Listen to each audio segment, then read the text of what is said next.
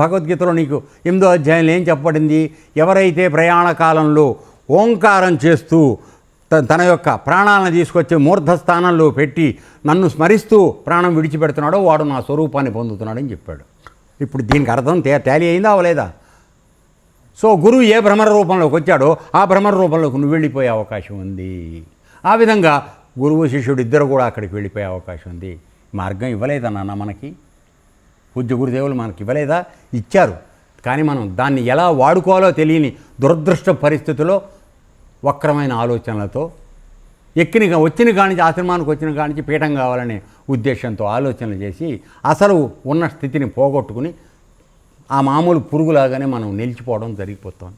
ఇది అన్యాయం. ఇది కాదు. మన మన మన జన్మ యొక్క పరమార్థం వేరే ఉంది. పరమాత్మను తెలుసుకోవాల్సింది మన పరమార్థం. అది వదిలేసి మిగతా విషయాలన్నీ మాట్లాడుకోవడం చేస్తున్నారు. ఇది తప్పు. అర్థమైందా? సో ఇక్కడ మనం అందరికి కూడా మామూలు కీటకం చిన్న పురుగులాగా పుట్టినా కూడా గురువు నిన్ను తీసుకెళ్ళి ఉద్గృహలో, ఆ గూడు ఏమిటి? ఉద్గృహ, దాంట్లో పరమాత్మ ఉన్నాడు. అక్కడ నిన్ను బంధిస్తున్నాడు గురువు. బంధించడానికి ప్రయత్నం చేస్తున్నాడు. అక్కడికి వెళ్ళి ఉండరా అని చెప్తున్నాడు. ఉన్న తర్వాత ఓంకారం చేయరా అన్నాడు. ఆ ఓంకార నాదానికి నువ్వు రూపాంతరం చెందిపోయి నువ్వు మళ్ళీ ఆత్మస్వరూపంగా అయిపోతావు.